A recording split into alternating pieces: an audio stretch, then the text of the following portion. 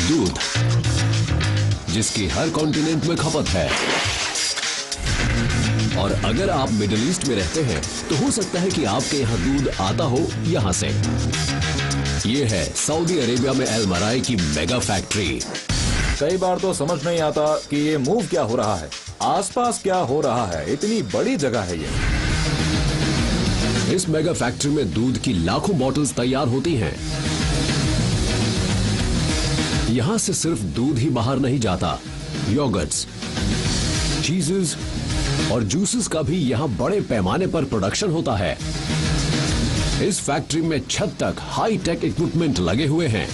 मैं यहाँ काम पर बड़ी बड़ी मशीनों से खेलता हूँ। इतने बड़े पैमाने पर मिल्क डिलीवर करने के लिए जरूरत होती है मेगा फैक्ट्रीज की।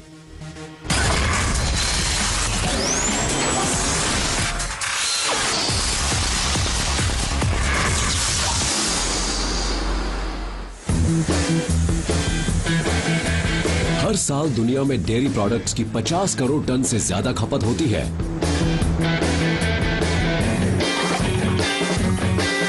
और सऊदी अरेबिया के सबसे बड़े खिलाड़ियों में से एक है अल मराई डेयरी।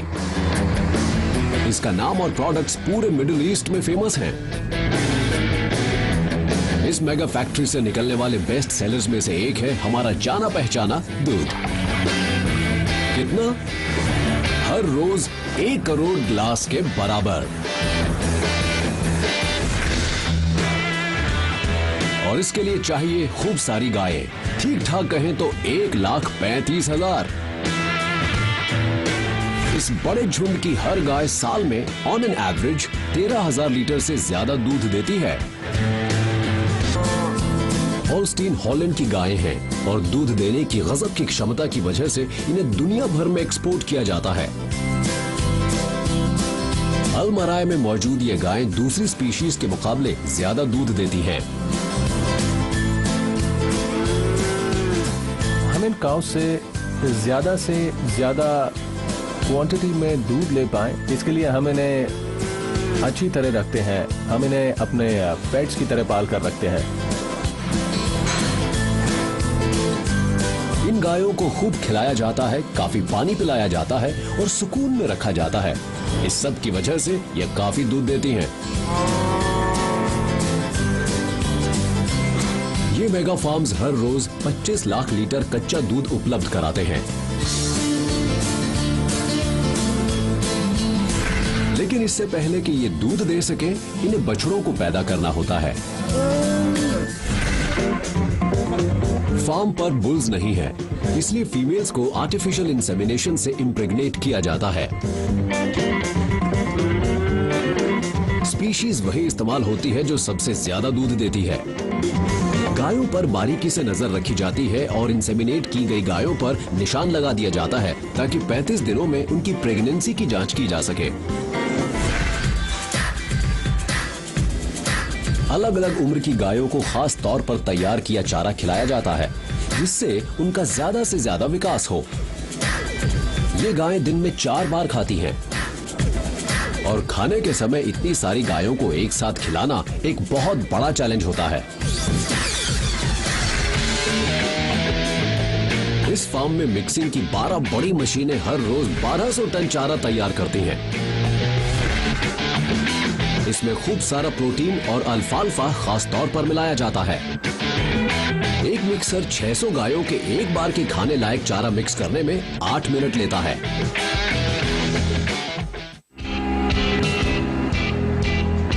चारे का जैसा मिक्स होता है उसके हिसाब से ट्रक इसे गायों के बड़े या छोटे बछड़ों तक पहुंचाते हैं।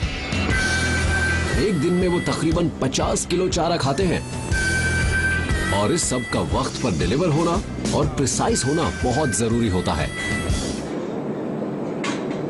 इन्हें चारा खाने में करीब 1 घंटा लगता है और फिर उसके बाद ये गायें जाती हैं मिल्किंग पार्लर में ताकि पंपिंग प्रोसेस शुरू हो। और सारा दूध निकाल लिए जाने के बाद उसे फैक्ट्री भेजा जाता है। इस मेगा फैक्ट्री में दूध साइलोस से होता हुआ प्रोसेसिंग, लेबलिंग और फिलिंग में जाता है। लेकिन पहले यहां ब्लो मोल्डिंग एरिया में बॉटल्स बननी जरूरी हैं। और दूध की ये हार्ड बॉटल्स यहाँ साइट पर ही बनाई जाती हैं। ये बनाई जाती हैं हाई डेंसिटी पॉलीएथिलीन यानी HDPE से। ये प्लास्टिक के छोटे छोटे दाने होते हैं। ये दुनिया में सबसे ज्यादा इस्तेमाल होने वाले प्लास्टिक में से एक है, जिससे ग्रोसरी बैग्स, पाइप्स और खिलौने तक बनाए जाते हैं। दूध की बॉटल्स बनाने के लिए ये एकदम सही है, क्योंकि इसके पॉलीमर्स हल्के, ड्यूरेबल और लॉन्ग लास्टिंग होते हैं। हर रोज इन दानों की 12,000 से ज्यादा बोरियों को तकरीबन 4 लाख बॉटल्स की शक्ल दे दी जाती है। एक साल में यहाँ 45,000 टन HDPE यूज होता है, तो ये क्वांटिटी बहुत ज्यादा है, कम नहीं है। लोडिंग बिन से ये पाइप्स के जरिए सक करके एक ब्लेंडिंग मशीन में पहुंचाए जाते हैं, जो इन पेलेट्स में से 250 किलो तक को रिसाइकल्ड प्लास्टिक के साथ मिक्स करती है। ये सब एक 15 टन की ब्लो मोल्डिंग मशीन में डाला जाता है, जहां प्लास्टिक को तकरीबन 190 डिग्री सेल्सियस पर पिघलाया जाता है। इसके बाद सॉफ्ट प्लास्टिक को मेटल के एक सांचे में ब्लो किया जाता है, जो हर कंटेनर को शेप देता है। हर 8 सेकंड में बॉटल्स की एक नई लाइन कन्वेयर बेल्ट पर पहुंच जाती है। भरे जाने से पहले बॉटल्स पर फालतू लगे प्लास्टिक को काट कर अलग कर दिया जाता है। ट्रिम की गई 3,500 बॉटल्स में से 160 किलो प्लास्टिक निकलता है। प्लास्टिक के ये टुकड़े फिर से पिघलाए जाने के लिए ब्लेंडिंग मशीन में वापस आ जाते हैं। अब ये बॉटल सही शेप में आ चुकी हैं, इसलिए अब टाइम है इन्हें परखने का। हर बॉटल को टेस्ट किया जाता है कि कहीं वो लीक तो नहीं कर रही। रबर पैड्स बॉटल का ऊपरी सिरा जकड़ते हैं और हवा को बाहर सक कर लिया जाता है। छेद होने पर एक सेंसर उसे पकड़ता है और मशीन ऑटोमेटिकली रिजेक्ट हुई बॉटल्स को रिसाइकलिंग बिन में डाल देती है। अब जब ये दूध की बॉटल्स तैयार हैं और लाखों कस्टमर्स इंतजार कर रहे हैं, ऐसे में आखिर गाय से दूध बॉटल तक कैसे पहुंचाया जाता है? यहाँ मेगा फार्म पर अब टाइम है दूध निकालने का। एक ऑटोमेटिक सिस्टम इस्तेमाल करके बिजली की तेजी से दूध निकाला जा सकता है। इस पार्लर में एक बार में 300 गायों का दूध निकाला जा सकता है। अब ये जो प्रोसेस है ये दिन में 4 बार होता है और इसमें 6 घंटे लगते हैं।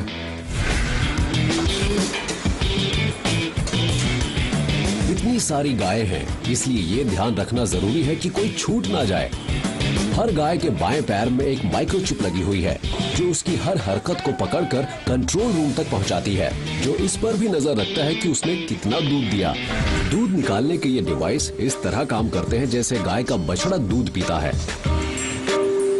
इस पल्सेशन से दूध तेजी से बाहर आता है और इस पूरे प्रोसेस में सिर्फ 12 मिनट लगते हैं और एक गाय एक दिन में 90 लीटर तक दूध दे सकती है। इसका मतलब ये हुआ कि इन 6 मेगा फार्म से रोजाना 25 लाख लीटर से ज्यादा दूध मिलता है। मतलब हर गाय से दूध के तकरीबन 400 ग्लास। दूध निकालने के बाद हर बार थनों पर छिड़काव किया जाता है, जिससे कि कोई बैक्टीरिया इन्फेक्शन ना पैदा कर सके।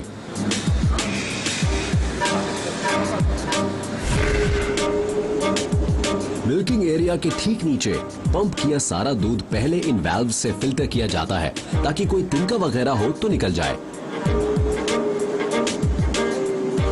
इसके बाद ये एक स्टेराइल पाइप से होता हुआ होल्डिंग एरिया में पहुंचता है, जहां इसे 3 डिग्री सेल्सियस पर ठंडा किया जाता है, ताकि कोई माइक्रो ऑर्गेनिजम्स पैदा ना हो पाए।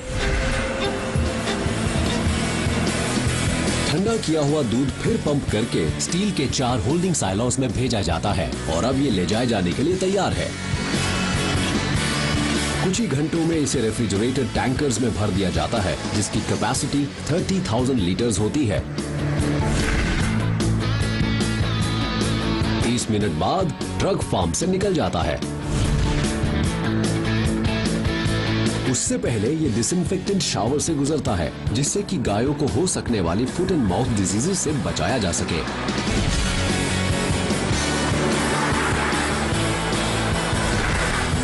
इस 30 मिनट के सफर की मंजिल है 2 प्रोसेसिंग प्लांट्स, जहां पर असली एक्शन शुरू होता है।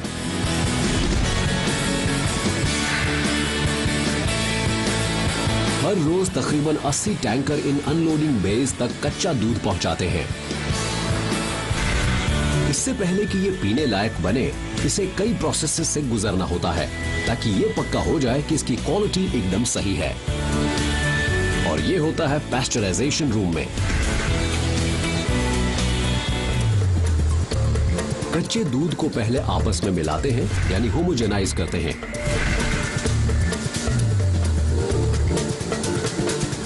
इसके लिए दूध गुजरता है पाइप्स, सेंसर्स और टेम्परेचर गेजेस के एक नेटवर्क से, ये पक्का करने के लिए कि दूध की क्वालिटी बढ़िया है और ये सारा एक जैसा है। इसके बाद दूध को पास्चराइज करना होता है। इसे गर्म प्लेट्स के बीच से पाइप के जरिए गुजारा जाता है, जो दूध का टेम्परेचर एकदम से 78 डिग्री तक बढ़ाकर हार्मफुल बैक्टीरिया को मारता है और दूध की लाइफ को बढ़ा देता है। नई बनी बॉटल्स का पहला बैच एक ही लाइन में लगाया जाता है, जो लेबल चिपकाने के लिए तैयार होता है। 20 मीटर लंबी इस कन्वेयर बेल्ट की स्पीड कम ज्यादा होती रहती है, ताकि फिलिंग सेक्शन में ब्लॉकेज होने पर बॉटल्स की स्पीड यहां कम की जा सके।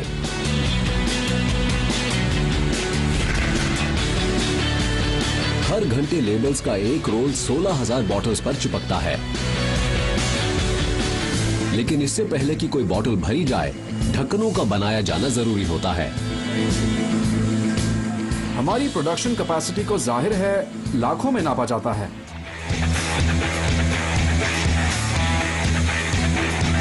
ढक्कन उसी मटेरियल से बनते हैं जिनसे दूध की बॉटल्स बनती हैं। एक बार फिर पहले पैलेट्स एक ब्लेंडिंग मशीन में डाले जाते हैं। लाखों पैलेट्स को डाई के साथ मिलाया जाता है। आज का कलर ब्लू है, फैट वाले दूध के लिए। इस मिक्स को 230 डिग्री सेल्सियस पर गर्म किया जाता है, इससे पहले कि इन्हें मोल्ड कैविटीज में भेजा जाए। हर मशीन में 32 कैविटीज हैं, इसलिए ये 1 घंटे में 17,000 से ज्यादा ढक्कन तैयार कर सकती हैं। जब बॉक्स ढक्कनों से भर जाता है तो उसे फिलिंग एरिया में पहुंचा दिया जाता है, ताकि हर एक बॉटल पर एक ढक्कन लगाया जा सके। ये ढक्कन, दूध और 2 लीटर की बॉटल्स इसके बाद फिलिंग रूम की तरफ बढ़ते हैं। पहली बार ये सब एक साथ एक ही कमरे में है, एक्शन के लिए तैयार।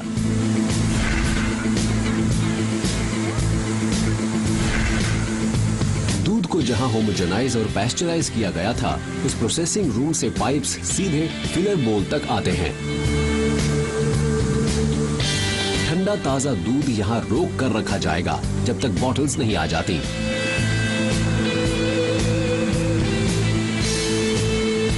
एक एक करके बॉटल्स के आने के साथ ही उन पर पहले प्रोडक्शन और एक्सपायरी डेट्स को छापना होता है।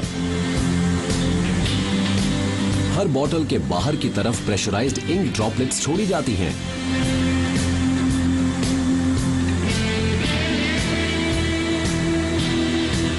जिससे ये डेट स्टैंप्स बनती हैं।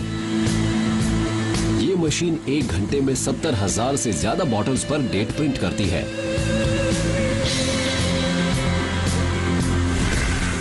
और अब टाइम है दूध को भरने का। हर बॉटल फिलर बोल के नीचे से गुजरती है और एक मैकेनिकल लिफ्टर इसे एक नोजल से जोड़ देता है, जो दूध भरना शुरू कर देती है। हर बॉटल को भरने में तकरीबन 4 सेकंड लगते हैं।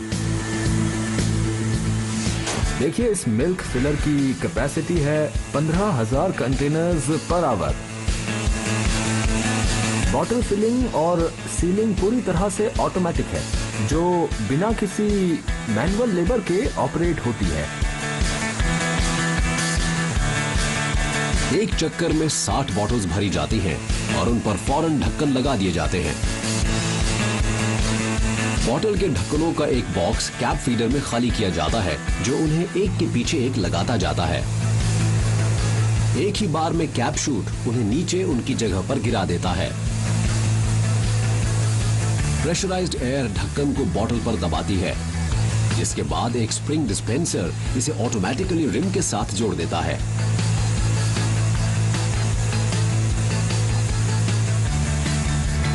ढक्कन लगी बोतल इंस्पेक्शन से गुजरती है।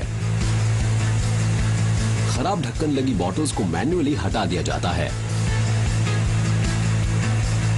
लेकिन काम अभी पूरा नहीं हुआ है। बॉटल्स पैक की जा सके उससे पहले उन्हें एक वाटर शावर से निकाला जाता है। इससे यह पक्का हो जाता है कि बॉटल्स पर अगर कहीं दूध गिरा हो तो वो साफ हो जाए। बॉटल्स भर जाने पर इन लाखों प्रोडक्ट्स पर नजर कैसे रखी जाती है? इसका जवाब है बेहद बड़ी खास तरह की स्टोरेज फैसिलिटी।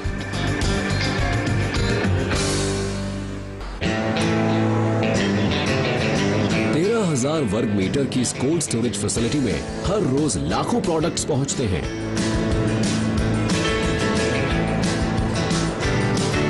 इसमें 3 सेक्शंस हैं, जिनमें 2,35,000 क्रेट्स तक रखे जा सकते हैं। यहां सबसे इंपॉर्टेंट चीज है स्पीड। इन ताजा प्रोडक्ट्स को फैक्ट्री से कस्टमर्स के दरवाजे तक पहुंचाने में टाइमिंग की बहुत इंपॉर्टेंस होती है। दूध की एक्सपायरी डेट प्रोडक्शन डेट से 4 दिन बाद की होती है, इसीलिए दिन के 24 घंटे दूध को यहाँ डिपो में हम लाकर स्टोर करते हैं। दूध को ताजा रखने के लिए 30 बड़ी air conditioning units warehouse को 4 से 5 डिग्री के बीच ठंडा रखती हैं। यानी उतना ही टेम्परेचर जितना कंटेनर ट्रक्स में होता है।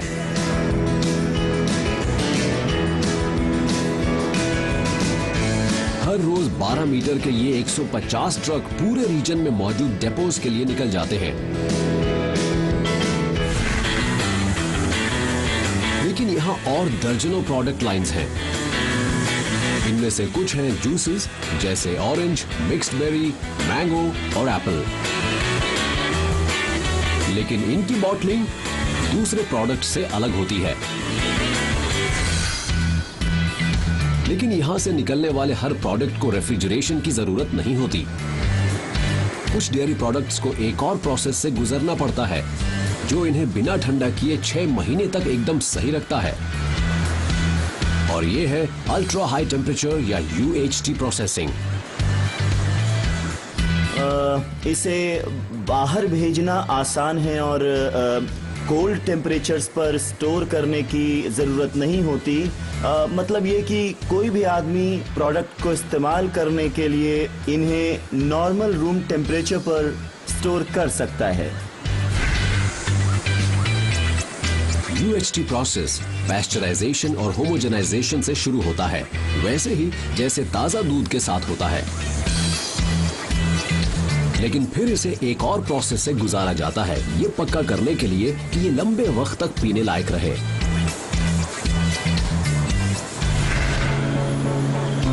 एक मशीन दूध को तेजी से 137 डिग्री पर गर्म करके हर किस्म के बैक्टीरिया को मार देती है।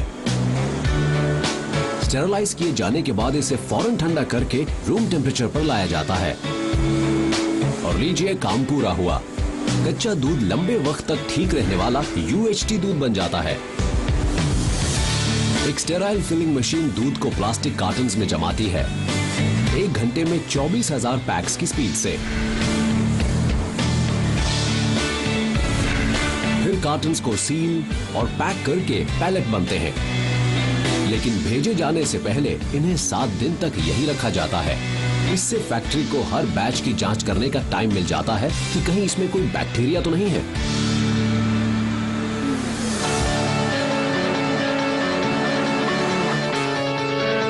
ऑन साइट लैब में टेक्नीशियंस फैक्ट्री से आए सैंपल्स की टेस्टिंग करते हैं। 60 लोगों की टीम सिर्फ UHT दूध की ही नहीं, बल्कि प्रोडक्शन लाइन के हर स्टेज से आए तमाम प्रोडक्ट्स की जांच करती है। ये सब क्वालिटी पर खरे हैं, ये देखने के लिए वो प्रोडक्ट्स के केमिकल और फिजिकल मेकअप की टेस्टिंग करते हैं। हम सैंपल को मिल्क को स्कैन मशीन में डालेंगे। ये मशीन हमें तकरीबन 30 सेकंड में रिजल्ट दे देगी और ये परसेंटेज बताएगी फैट की, नॉन फैट सॉलिड्स की, लैक्टोज और मिल्क के अंदर जो सॉलिड्स हैं उनकी। UHT दूध को मशीन अंदर सक करती है, जहां इसकी बनावट का पता लगाया जा सकता है।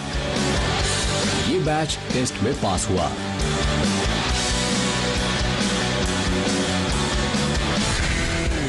भेजे जाने की हरी झंडी मिलने के बाद ये UHT बैच सीधे एक अलग लॉन्ग लाइफ स्टोरेज फैसिलिटी की तरफ बढ़ जाता है। मिडिल ईस्ट में ये अपनी तरह की पहली फैसिलिटी है।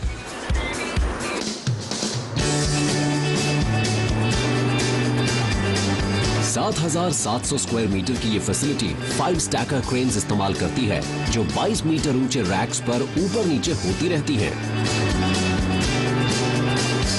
3 ऑटोमेटिक ऑपरेटिंग सिस्टम्स क्रेन्स को ये बताते हैं कि आने वाले हर प्रोडक्ट को कहां पर स्टोर किया जाना है और बाहर जाने वाले हर पैलेट को कब जाना है। प्रोडक्ट्स को रखने के 15,000 से ज्यादा अलग अलग होल्डिंग ब्लॉक्स होने की वजह से इस सिस्टम को हर बैच की जानकारी रखनी होती है। एक यूनिक बारकोड पर हर पैलेट की खास जानकारी होती है। पैलेट के आगे बढ़ते हुए ये जानकारी सिस्टम के जरिए ऑटोमेटिकली अपडेट होती रहती है। एक पूरी तरह से डिजिटल रोबोटिक सिस्टम के मायने हैं भूल की कोई गुंजाइश नहीं।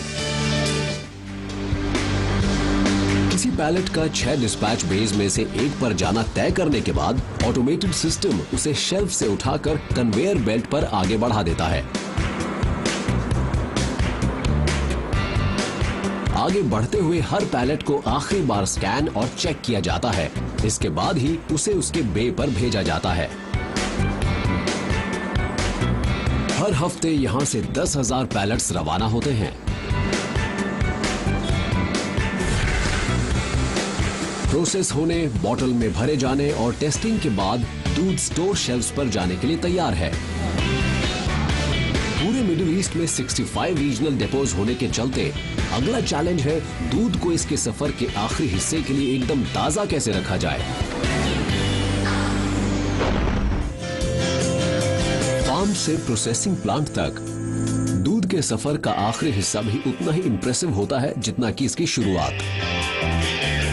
एक डिपो से हर 6 मिनट में एक ट्रक निकलता है। अल्मराई ट्रक्स हर साल 19.3 करोड़ किलोमीटर्स का सफर तय करते हैं, यानी पृथ्वी की गोलाई को 4800 से ज्यादा बार नापने के बराबर।